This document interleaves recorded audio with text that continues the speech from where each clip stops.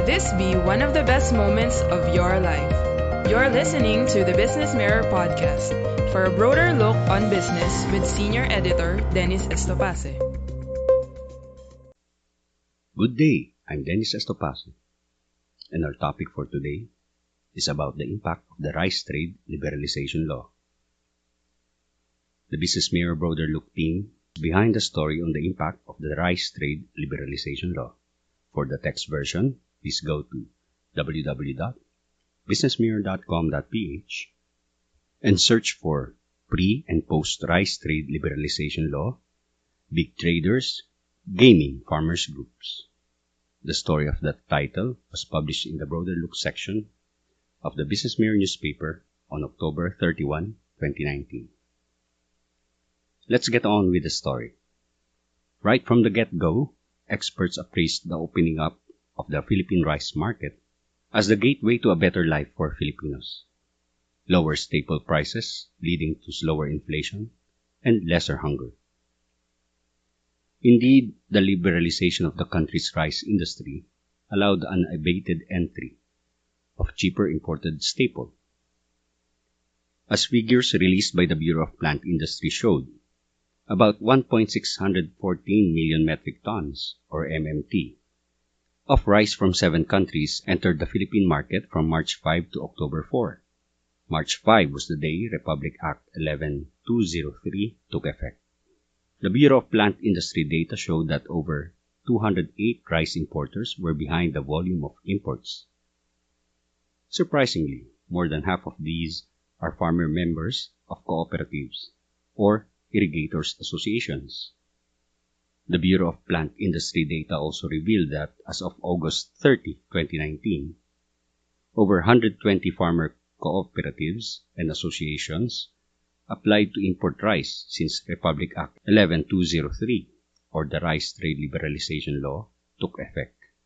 These groups accounted for 51%, about 1.427 million metric tons, of the 2.776 million metric tons applied volume for rice imports, the Bureau of Plant Industry data showed. The Bureau of Plant Industry approved all of these applications with sanitary and phytosanitary import clearances, or SPSIC, the last piece of paper that allowed these groups to proceed with their importation. But one may wonder, why are Filipino rice farmers groups importing rice? Industry sources told the Business Mirror this is not the first time rice farmers did so. In fact, they have been importing rice for years, and even before Republic Act 11203 was enacted. A long-time farmer leader, privy with the dealings of farmer cooperatives, told the Business Mirror that importation of rice has been a regular sideline, quote-unquote, business for these cooperatives. He explained these farmers' groups learned the ropes of importation through the importation programs of the National Food Authority, or NFA, the government's grain trade overseer. Since the inception of the NFA's Farmers as Importers, quote-unquote, or FAI program more than a decade ago, cooperatives were introduced to the business of importation, including its good side and its bad side, according to a person familiar with the matter. However, that person said that big players started to prey on cooperatives when the country's minimum access volume, or MAV, for rice imports rose to 805,200 metric tons in recent years. The cap of the National Food Authority on the allowable volume that every eligible importer could bring into the country gave birth to the dummy scheme, the person familiar with the matter said. He added that a private trader, for example, one which has a cap of 50,000 metric tons, connived with farmers' organizations to corner additional volume provided in the importation program. Farmers' organizations in previous NFA importation programs were allowed to import a maximum of 5,000 metric tons. The person familiar with the matter said it was by tapping the allowed importation capacity of farmers' groups that big rice industry players secured more control of the stocks coming into the Philippines. Hence, this allowed these big players to easily calibrate the release of the staple in the market to maintain high profits. Further, unscrupulous rice traders undertake such scheme to take advantage of privileges provided to importer cooperatives, such as leniency in documentary requirements and even tax exemptions, the source said. The person familiar with the matters added that these rice traders also serve as the financiers of the cooperatives so that the latter can comply with government requirements for rice importations. Such as bank statements, proof of warehouse, and exporter networks. The person familiar with the matter told the Business Mirror that the NFA is aware of this scheme, but cannot do anything about it because there's no sanction for selling import rights or permits that time. The source said it is technically legal, and they didn't see anything illegal about it. One applies for the quota and sold the rights. The person familiar with the matter said that the dummy scheme cuts across the country. There is even a Mindanao cohort that engages cooperatives based in that island group for such business transactions. To date, that group is still alive and working, the source said. The source added that one can imagine that some of the cooperatives in Mindanao are in the mountains, way outside the city proper, and yet they are able to import. NFA documents confirm that almost all of the rice importing farmers' cooperatives today were also participants in the agency's MAB programs in the past years. The Business Mirror discovered that government regulators were well aware and even had the foresight that such unscrupulous scheme is inevitable to happen. Former Agriculture Undersecretary Sigfrido Serrano told the Business Mirror that the NFA created the Farmers as Importers program so that rice farmers would have an alternative source of income in times of production shortfall. This was especially during the time that the country was way below self-sufficiency. Serrano explained during an interview at his home in Victoria, Laguna, that the FAI program had two key goals. The first is to allow farmers to engage in importation and earn additional money which they could invest for competitiveness. The second goal was to expose farmers to the international market and, hopefully, appreciate price signals. The intention of the program was to lessen the prejudice of importation to the principal sector that will be affected by the importation, which are the farmers, Serrano said. Serrano explained that technically the program also allows the farmers to exercise restraint and control over additional imported volumes. So if they see the market is being flooded with rice, they can choose not to import and hence stabilize prices, Serrano added. Former NFA Administrator Gregorio Tan Jr. told the Business Mirror they have seen that farmers participating in the FAA program would just eventually sell their rights to bigger players since they don't have the financial and operational capability. However, Tan pointed out there was another possibility, that there are farmers entering into joint venture agreements with bigger players. Tan explained that these possibilities were recognized and that these were accepted bottom lines. Tan added that since the farmers would be once adversely affected by rice importation, then why not give them the opportunity to make some money out of it, whether selling rights or entering into joint ventures. According to Tan, who headed the NFA from 2004 to the year 2006, they wanted the farmers to become the gatekeepers, quote-unquote, of importation so that they could influence the market in terms of supply and stabilize farm gate prices. The issue of cooperatives as dummies was not a big issue back then since the FAI program was only a new program and the players were fewer compared to today, according to Tan. Further, Tan said the purpose of the importation, which is to provide additional supply for the domestic market, wasn't defeated, may this be by legitimate cooperatives or by dummies. Tan explained there were also penalties for unused import allocations since it would jeopardize the whole program and put the country's supply at risk.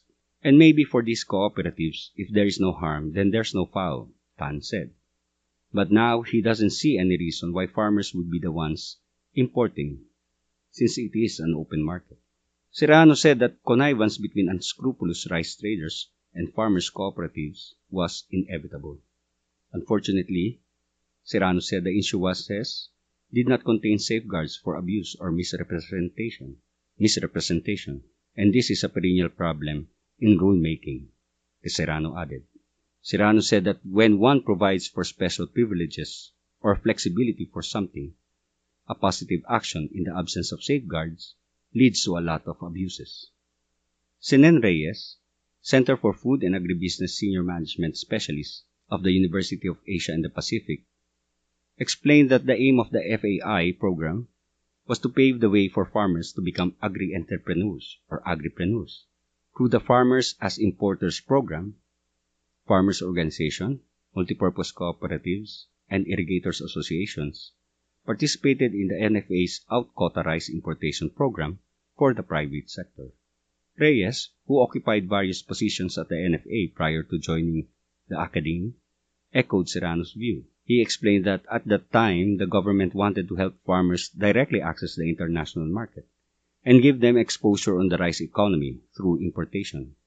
Reyes said the primary loophole in the program is the farmers' organization's capacity or capability to import. Reyes said these groups, along with cooperatives, may not have the financial capability and administrative skills to comply with the requirements.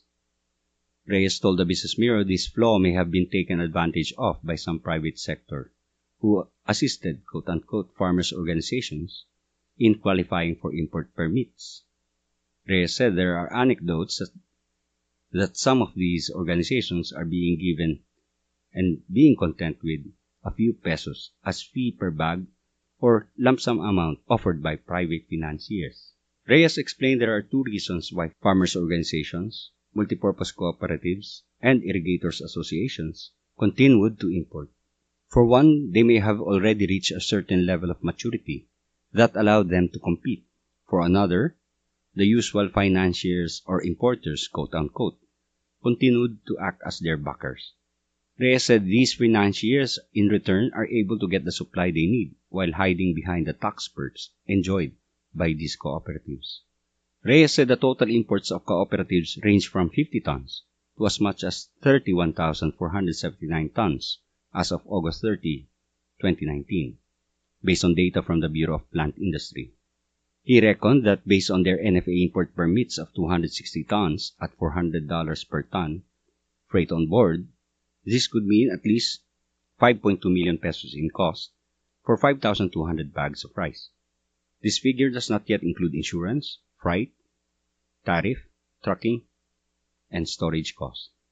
Considering the cost of importation, Reyes said it would be imperative for the government to validate the credentials and capabilities of farmers' organizations, multipurpose cooperatives, and irrigators associations to distinguish between those who are legitimate and those who do their business without suspicion. Reyes said that it is unfortunate that farmers' organizations and cooperatives are being used and that this practice must be stopped. Reyes admits that this is not something new. However, with the rice trade liberalization, it may not make sense to perpetuate this practice as importation is open to all interested parties without import volume and timing restrictions. Reyes added that hopefully, when the situation has normalized, import volume and price movements will be driven by supply, and price movements will be driven by supply and demand, sans surges and smuggling. Monetary Board member Bruce Tolentino agrees with Reyes, saying that instead of empowering farmers, the system that allowed cooperatives to import rice spawned an industry where the licenses were sold. Tolentino said this was one of the reasons cited to justify the removal of NFA's regulatory functions under the rice trade liberalization law. He said the NFA's power to grant licenses is one of the issues why the rice sector has distorted, quote-unquote, the rice trade. Unfortunately, the permits issued by the NFA continue to be in effect. Prior to the passage of the rice tariffication law in January 2019, Tolentino said there were already licenses and permits issued, and some have not been used, and these are still being honored by the Bureau of Customs. Nonetheless, Tolentino said the number of these permits have already declined. Tolentino used to be the Agriculture Undersecretary for Policy and Planning during the term of Finance Secretary Carlos Dominguez, at the helm of the Department of Agriculture. A person privy to matters concerning rice importation among local cooperatives explained that many of these groups do not have the capacity to import and were just dummies, quote-unquote, for Metro Manila-based traders. Thank you for listening to the Business Mirror podcast. For a broader look on business, follow us on Facebook and Twitter at Business Mirror. Until next time.